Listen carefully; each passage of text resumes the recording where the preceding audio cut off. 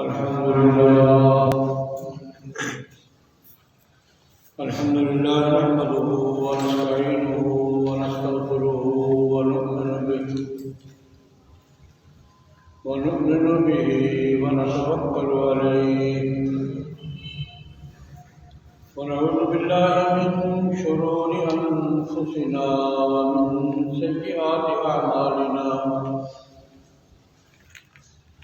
من يهده الله فلا مضل له ومن يضلله فلا هادي له ونشهد أن لا إله إلا الله وحده لا شريك له ونشهد أن سيدنا وسندنا ومولانا محمدا عبده ورسوله أرسله بالحق بشيرا ونذيرا وداعيا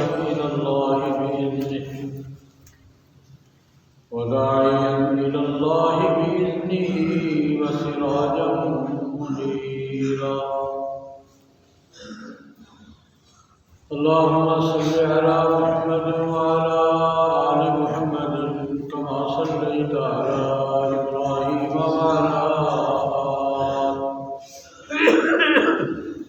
وعلى آل إبراهيم إنك حميد مجيد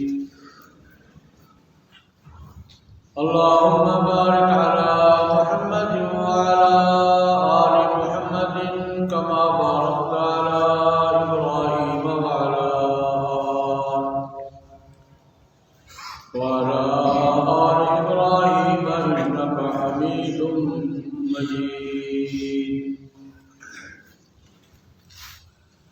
أما بعد فأعوذ بالله من الشيطان الرجيم بسم الله الرحمن الرحيم ويوم يعض الظالم على يديه يقول يا ليتني اتخذت مع الرسول سبيلا يا ويلتى ليتني لم أتخذ فلانا خليلا لقد أضلني عن الذكر بعد إذ جاءني وكان الشيطان للإنسان خذولا وقال الرسول يا رب إن قوم اتخذوا هذا القرآن مهجورا صدق الله العظيم.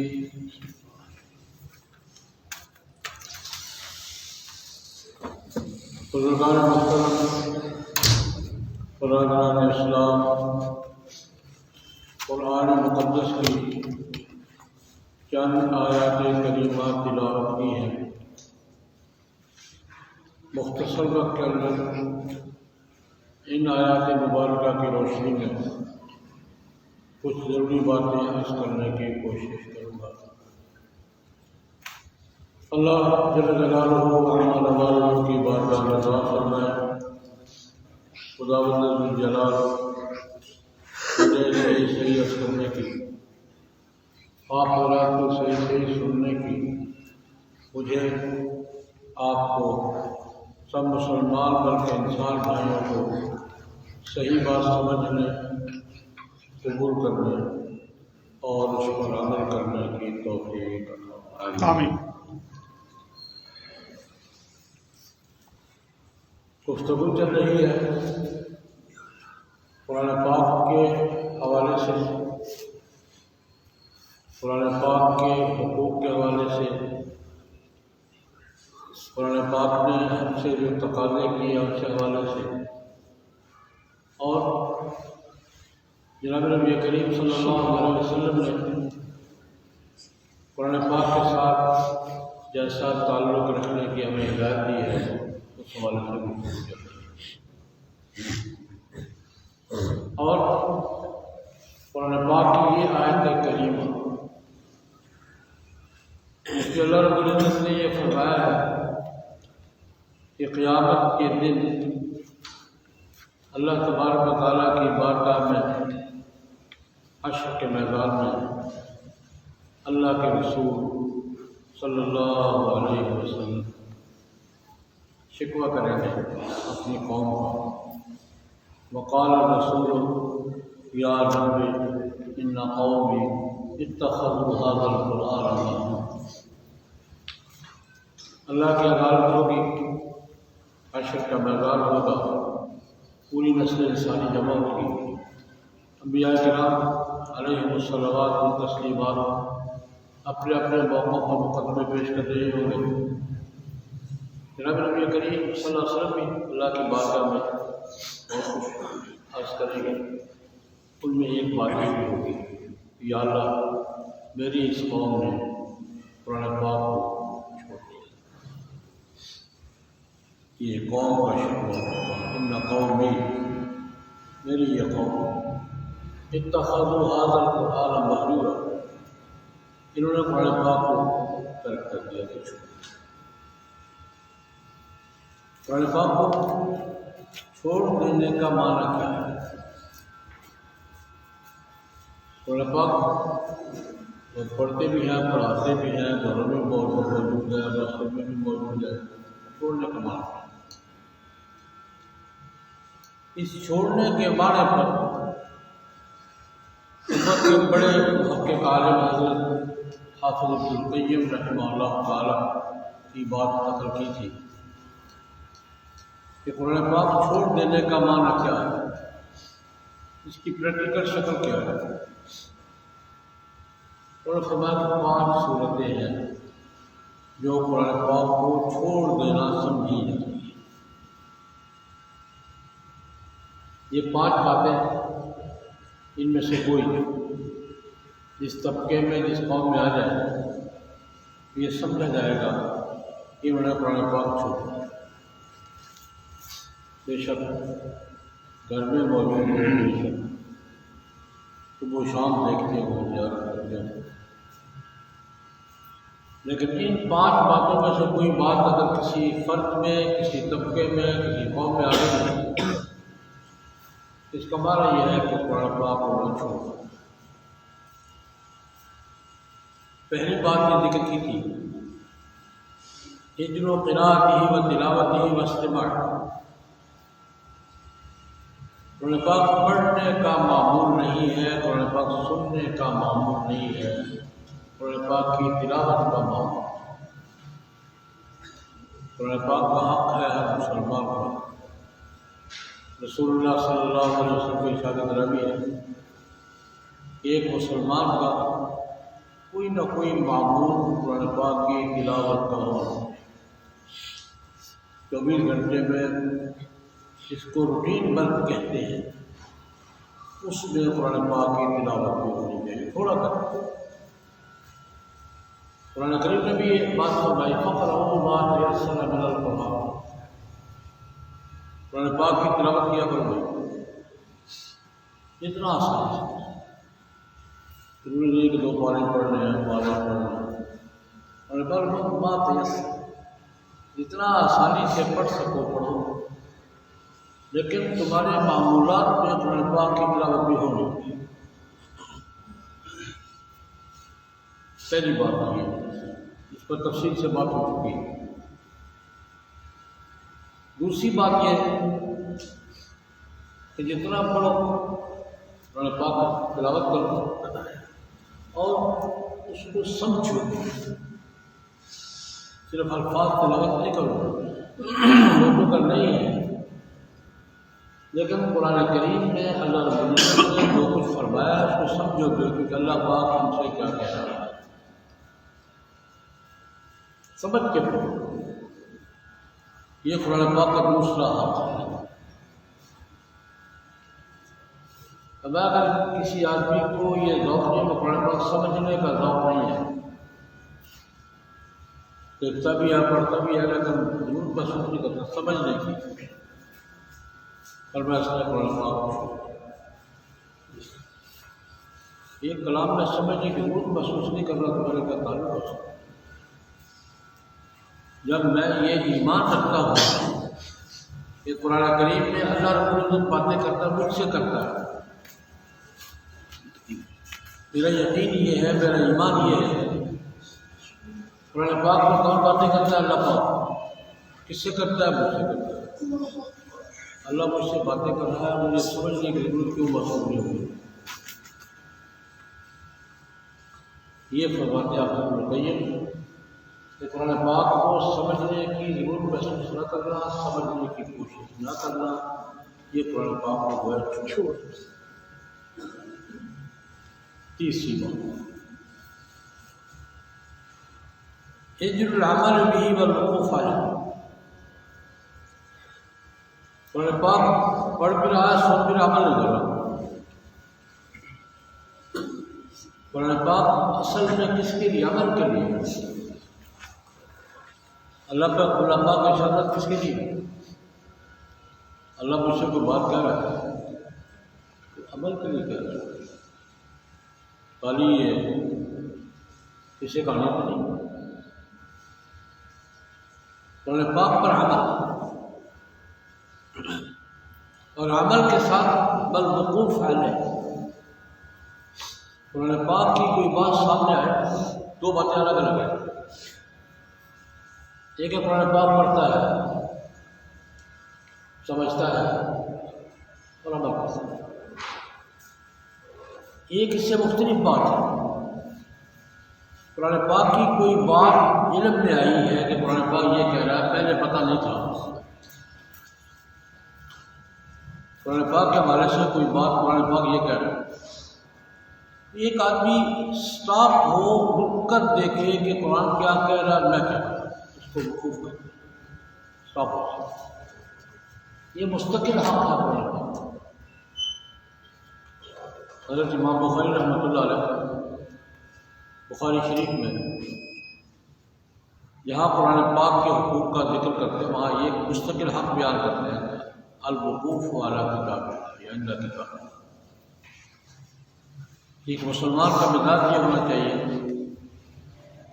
مسلمان کا ذوق اور معمول یہ ہونا چاہیے کہ قرآن پاک کی کوئی بات علم میں آئی ہے، پہلے علم میں نہیں تھی، علم میں آئی ہے، ایک دفعہ اسٹاپ کہ قرآن کیا کہہ رہا ہے، میں کیا کہہ رہا ہوں۔ میں ایک چھوٹی سی مثال دے رہا ہوں، اسٹاپ ہو جانا کیا ہے۔ ایک آدمی روڈ پہ جا رہا ہے، ڈرائیور ہے، اچھا ڈرائیور ہے، جب چوک میں جائے گا ایک دفعہ بریک پہ پہنچ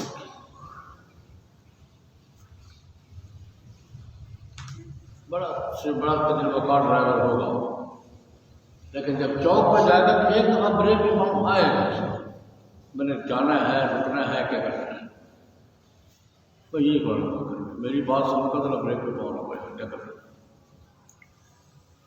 الوقوف عند کتاب اللہ، قرآن پاک کا حکم سامنے آنے پر رک جانا، اسٹاپ ہونا اور دیکھنا قرآن کیا کہتا ہے، میں کیا کروں، ایک بہت زیادہ دیر نہیں۔ اور اس پر امام بخاری رحمۃ اللہ علیہ نے جہاں یہ ذکر فرمایا کہ قرآن پاک کا حق ہے کہ قرآن پاک کی بات معلوم ہونے پر ہم ایک دفعہ ضرور سوچیں، بریک لگے، اس پر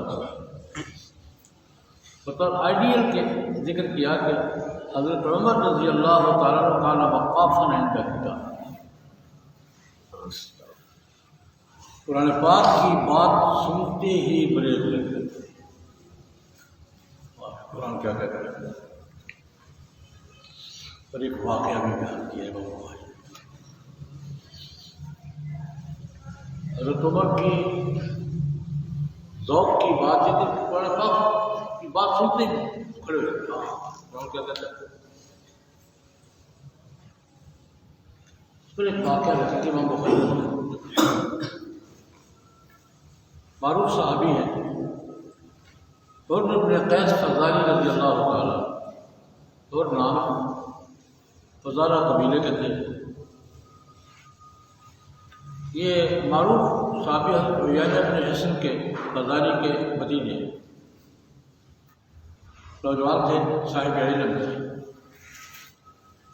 اللہ رب العزت نے حر بن قیس فزاری کو یہ اعزاز عطا فرمایا تو ان چند لوگوں میں سے تھے جو فہم قرآن کا خاص ذوق رکھتے تھے۔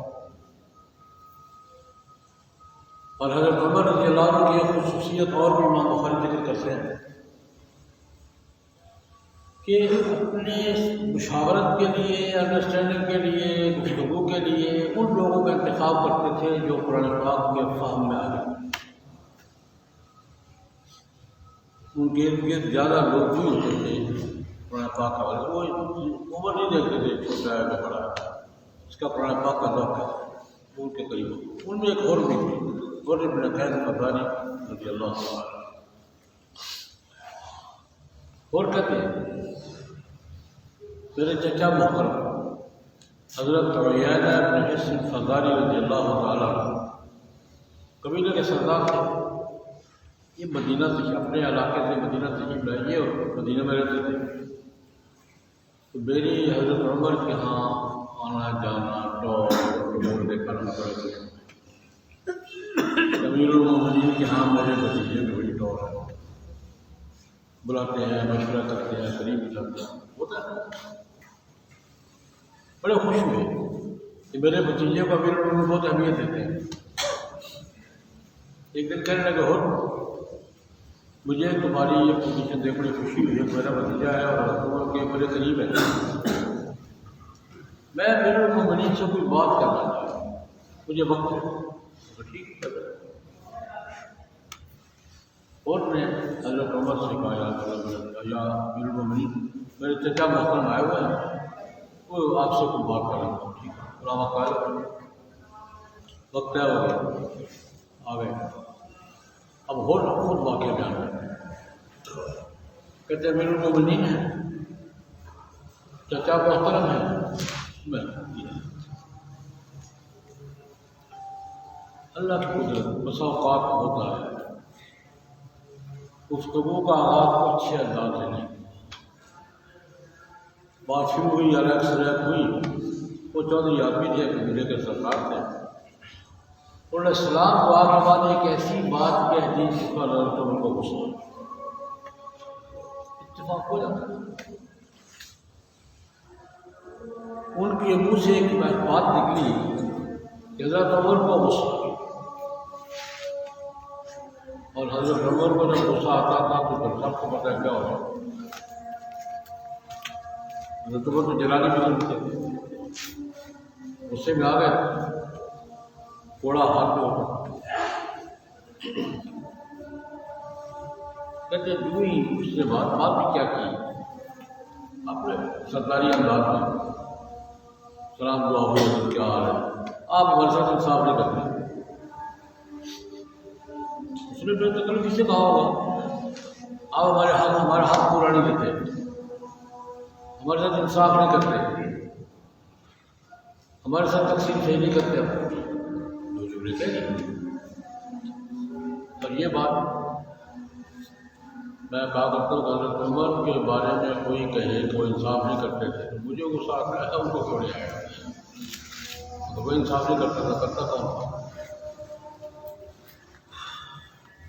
آج 1400 سال کے بعد کو کیا تم انصاف نہیں کرتے، تو مجھے غصہ آتا ہے، کیا کریں، لیکن یوں بات کی کہ حضرت آپ انصاف نہیں کرتے ہمارے ساتھ، بابا جی غصہ تھوڑا اٹھایا، میں انصاف نہیں کرتا، فوراً دو لفظ سچویشن بدل دو، کیوں تھوڑا میں انصاف نہیں کرتا، اور کہتے ہیں مجھے پریشانی بھی ہے، تھوڑا لگے گا چلتے ٹھیک ہو، اور برادری میں میرا کیا بنے گا، چچا کو کوڑے بنوانے لگا تھا، میں تو لایا تھا عزت کے لیے، یہاں کوڑے کھا کر جائیں گے، برادری والے مجھے کیا کہیں گے، یہ کیا کرتے رہے گا۔ مجھے فکر پڑ گئی کہ حضرت عمر نے کوڑا اٹھا لیا ہے اور یہ لگے گا چچا کی پشت پر، اب میں برادری والے میرے پیچھے پڑے گی، کیا ہوگا، مزاج جانتے تھے، حضرت عمر کے قریبی ساتھی تھے، ان کا مزاج بھی جانتے تھے، ان کو بریک لگانی ہے، بریک لگانی کس کو لگانا ہے، عمر کو لگانا ہے، یہ کوڑا یوں ہی گھوڑا اٹھایا، کہتے میں نے قرآن پاک کی آیت پڑھ دی، اس آدمی کو قرآن ہی بریک لگائے گا، یہ پتہ تھا۔ اس آدمی کا ہاتھ رکے گا، قرآن سے رکے گا، اور کوئی صورت نہیں ہے۔ کہتے جو ہی حضرت عمر نے گھوڑا اٹھایا، ہاتھ اٹھایا اور یہ کہا اچھا میں صاف نہیں کرتا، اور کہتے میں نے قرآن پاک کی آیت پڑھ دی، خذ العفو وأمر بالعرف وأعرض عن الجاہلین، عفو اور درگزر سے کام لیا کریں، نیکی کی تلقین کیا کریں، اور کسی جاہل کے منہ سے کوئی بات نکل جائے تو نظر انداز کر دیا کریں۔ اعرض عن الجاہلین، کسی جاہل کے منہ سے کوئی بات نکل گئی تو مان لیں۔ اور جو ہی میں نے آیت پڑھی حضرت عمر میں اتنا وہ آ گیا۔ یہ واقعہ بیان کر کے غصے میں غصہ ہے، بڑا اٹھایا ہے، لیکن آیت پڑھی خذ العفو، عفو درگزر سے کام لیا کریں، معاف کر دیا کریں، وأمر بالعرف، نیکی کی تلقین کیا کریں، اعرض عن الجاہلین، کو بیوقوف بات کرتے تو ٹینشن نہ لیں۔ یوں ہی آیت پڑھی اور کیوں رٹتا ہوا وہ۔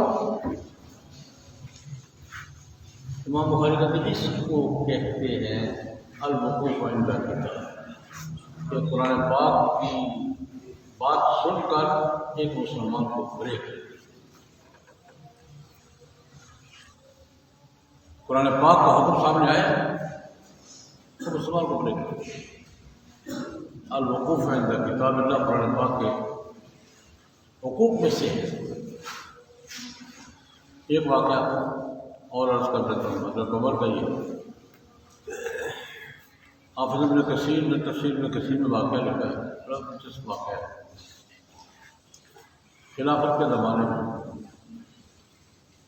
حضرت عمر رضی اللہ تعالیٰ جمعہ کا خطبہ ارشاد فرما رہے ہیں مسجد نبوی میں۔ جمعہ کے خطبے میں ایک آرڈر جاری ہے، امیر المومنین حاکم وقت تھے، خلیفہ راشد تھے، ایک حکم یہ تھا کہ اس زمانے میں اب بھی ہوتا ہے، شادی کے موقع پر مہر کی بڑی بڑی رقمیں مقرر کر رہے ہیں، جوش و خروش ہوتا ہے، بعد میں ادائیگی میں جھگڑے ہوتے ہیں، دیکھو جی یہ 2 لاکھ رکھو جی، 6 لاکھ رکھو جی، 10 لاکھ رکھو، اس وقت لکھوا رکھو لیتے ہیں، بعد میں جھگڑا ہوتا ہے۔ ایک لطیفہ بھی آج کل یہی ایک شادی حال میں نے کہا تھا، 2-4 سال پہلے کی بات ہے، تو میں نے پوچھا، میں نے کہا پڑھانا مہر کیا کہتے ہیں؟ انہوں نے مہر کی بڑی رقم رکھی، بچے کو میں جانتا تھا، میں کہا جاڑی دار مزدور ہے، میرا کام ہو گیا، میں دونوں فیملیوں کو جانتا تھا، بچہ جاڑی دار مزدور، میں نے کہا یہ کتنی اچھی کوئی کہاں سے دے گا؟ سوچ رہو بیچارے کو پسند ہے، مناسب کی رقم لگا لو۔ وہ آگے سے کیا کہتے ہیں، ہمارا میں مزاج اب کروں، ہمارا مزاج کیا ہے، رقم بڑی تھی، لڑکا اس پوزیشن میں نہیں تھا، سوچ سمجھو دینا اس نے ہے، اتنی بھاری رقم میں مقرر کرو، اس کا جملہ اس کا بنشا اللہ کو خیر مگو کڑا دینا،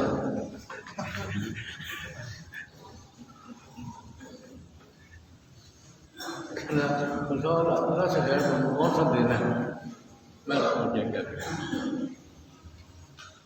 وہی اس کے ہمارے دن میں یہ ہے کہ مہر تب دینا پڑتا ہے جب جھگڑا ہو جائے، عام طور پہ دنوں میں مغالطہ ہے ہمارے، تو میں مقرر کر رہی ہوں ٹھیک، وہ جھگڑا کھڑا ہو دینا پڑے گا، اللہ سے خیر مانگے، کڑا کون سا جھگڑا کرنا ہے، کون سا نہیں بھائی، ان کے برخدا مہر جھگڑے کا نہیں ہوتا، مہر نکاح کا ہوتا ہے، یہ مقرر کو دینا پڑے گا۔ یہ آدمی ہے حضرت عمر رضی اللہ عنہ کے زمانے میں تھا کہ پھر بہت بڑی رقم مقرر کر لی اور پھر چکر شروع کر دی. حضرت عمر نے کہا کہ میں نے اس کا حل نکالا ہے، میں مہر کی رقم میں پابندی لگا رہا ہوں. 400 درہم سے زیادہ کسی شادی میں مہر مقرر نہ کیا جائے. اور اعلان فرما دیا کہ جس شادی میں 400 درہم سے زیادہ مہر مقرر کیا گیا تو زائد رقم ضبط کر کے بیت المال میں لا کر سرکار کا مقرر اعلان فرما. آج کے بعد کسی شادی میں 400 درہم سے زیادہ مہر مقرر کیا جائے، اور اگر مقرر کیا گیا تو زائد رقم ضبط کر کے بیت المال میں مقرر ہوا تاکہ کنٹرول ہو. اعلان فرما دیا. امیر المومنین تھے، حاکم وقت تھے، خلیفہ راشد تھے، جمعہ ختم ہو گیا. جمعہ کا بعد باہر نکلے تو تفسیر ابن کثیر کی روایت کے مطابق خاتون نے روک لیا، عورتیں بھی جمعہ پڑھ جائیں گی. خاتون نے روک لیا. امیر المومنین کہیے جی آپ نے مہر کی رقم پہ پابندی لگا دی ہے، 400 درہم سے زیادہ نہ ہو. جی آپ نے یہ فرما دیا ہے کہ 400 درہم سے زیادہ مہر مقرر کیے گا تو میں سب ضبط کر لوں گا. جی آپ کو کس نے اختیار دیا تھا؟ آپ نے قرآن نہیں پڑھا؟ حضرت عمر کو بھی اسٹاپ بھی قرآن میں کیا ہے. سوال بی بی کا یہ ہے کہ میرا اندر قریشی ہے، تجربہ کے قریشی خاتون کی تھی، آپ کو کس نے اختیار دیا پابندی لگانے کا؟ آپ نے قرآن نہیں پڑھا؟ حضرت عمر کو نہیں پریشر بریک لے کر رکھتی ہے. یہ بھی قرآن میں کیا پڑھنا پڑتا ہے.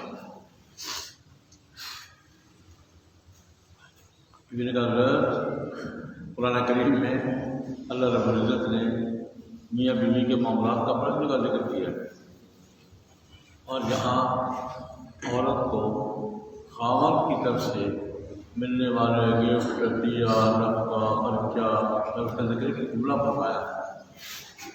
آتیتم احداہن قنطارا فلا تأخذوا منه شيئا.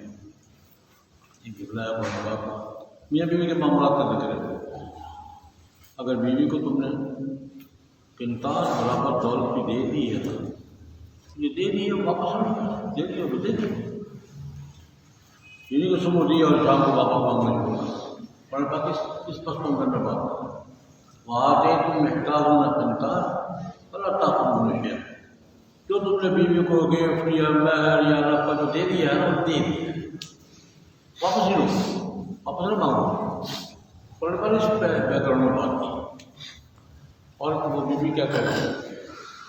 کہتے حضرت قرآن پاک نے ہمیں دلواتا ہے نا تو قنطار کا لفظ بولا قرآن پاک نے ڈھیر. اگر تم نے اپنی بیوی کو ڈھیروں دولت بھی دے دی ہے، جو دے دی ہے وہ دے دی ہے، وہ اس کی ہو گئی ہے. تو عورت کے استدلال آرگومنٹ دیکھیے کیا کہتی ہے. کہتی ہے حضرت قرآن پاک ہمیں روپیہ نہیں دلواتا، ڈھیروں دلواتا ہے. اس کے استدلال سنیے. قرآن پاک ہمیں گنتی نہیں دلواتا، سے ڈھیروں دو. اور آپ کہہ رہے ہیں 400 درہم سے زیادہ نہ دینا. حضرت عمر واپس گئے مسجد نبوی میں. انہیں قدموں پر اگلے جمعے کا انتظار نہیں کیا، جا کے مسجد میں موجود لوگوں سے کہا یار میں نے ایک اعلان کیا تھا،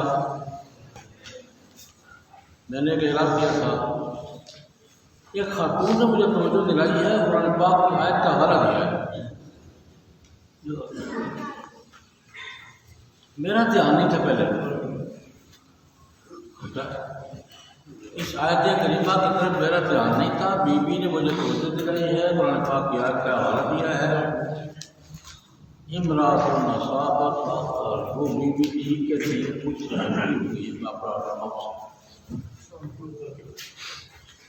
امراۃ اصابت اختار رجل، بیوی ٹھیک ہے.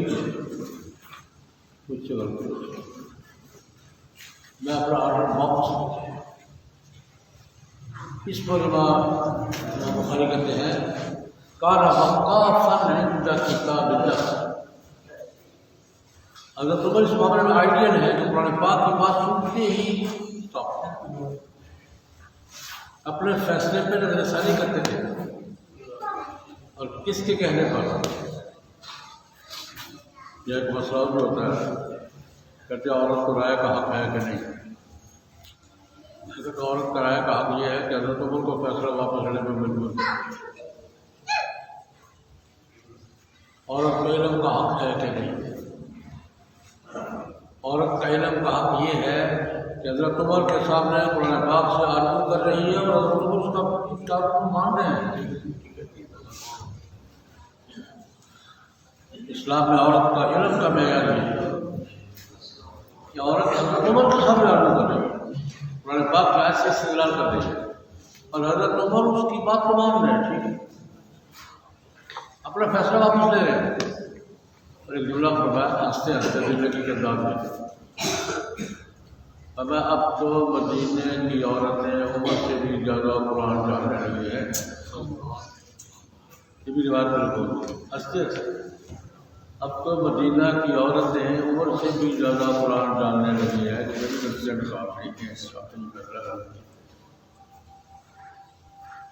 یہ امام بخاری رحمۃ اللہ کان وقافا عند کتاب اللہ۔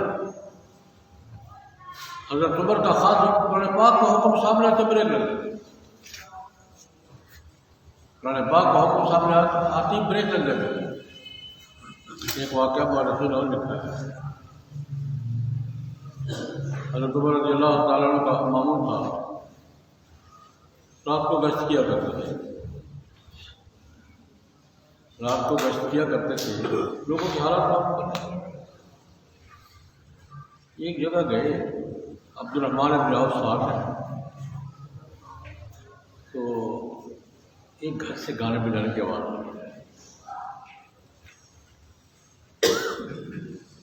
ایک گھر سے گانے بجانے کی آواز آئی۔ عبد الرحمن سے کہا کوئی آدمی کیا ہو رہا ہے؟ چلو دیکھتے ہیں، چیک کرتے ہیں۔ دونوں پیچھے کے مکان تھے، مکان کی دیوار پھیلا اور وہ مجلس لگی جو وہاں جا، اور یہ کہا تم سمجھتے ہو کوئی دیکھ نہیں رہا؟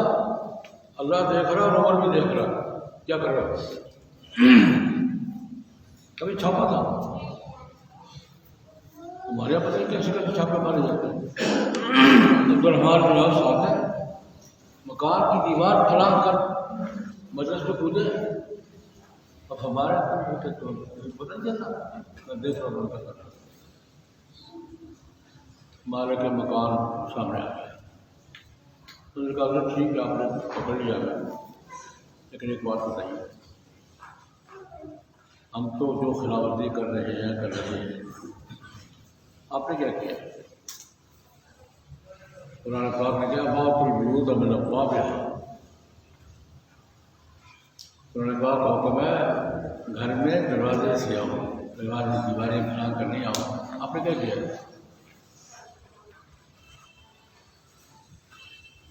بہت پسند کرنے لگا قرآن پاک باب البیوت من ابوابها، دروازے کے اندر کسی کے گھر جاؤ، دروازے سے جاؤ، پیچھے فلاں کو۔ آپ نے کیا کیا؟ حضرت عمر رضی اللہ تعالیٰ عنہ فرمان کے یار چپکے سے یہ میں نے بات اس لیے کی ہے، حافظ ابن القیم کہتے ہیں کہ قرآن پاک پر عمل ایک مستقل کام ہے، اور قرآن پاک کا کوئی حکم سامنے آنے پر بریک لگنا اور خود کو دیکھنا میں کیا کرنا، یہ مستقل کام ہے جو قرآن پاک کا حق ہے، الوقوف عند کتاب اللہ۔ اور کہتے ہیں کہ جس شخص کا یہ ذوق نہیں ہے کہ قرآن پاک کا حکم سامنے آنے پر خود کو چیک کرے، خود کو دیکھے کہ قرآن کیا کہہ رہا ہے، میں کیا کہہ رہا ہوں، اس نے قرآن پاک کو چھوڑ دیا۔ یہ بھی ہجر قرآن کی صورتوں میں سے قرآن پاک کو نظر انداز کر رکھا ہے، قرآن پاک کی تلفظ باقی بات چلے گی۔ آج ہمارے شہر کے بڑے دینی مرکز جامعہ نصرت العلوم میں سالانہ دستار بندی ہے۔ ابھی نماز کے بعد اس سال جو علماء، حفاظ، قراء، فارغ علم بہت بڑی سالانہ تقریب ہے، علماء کرام اکٹھے ہوں گے، تشریف لائیں گے، اور حضرات سے گزارش ہے ایک بابرکت محفل ہے، اس میں بھی انشاءاللہ نماز بہت جلدی معقول ہو تو حضرات تشریف لائیں، علماء کرام کی زیارت کریں اور حفاظ، قراء، علماء کی دستار بندی میں شریک ہو۔ اللہ پاک ہمارے مدارس کی حفاظت فرمائے، آمین، تربیات نصیب فرمائے۔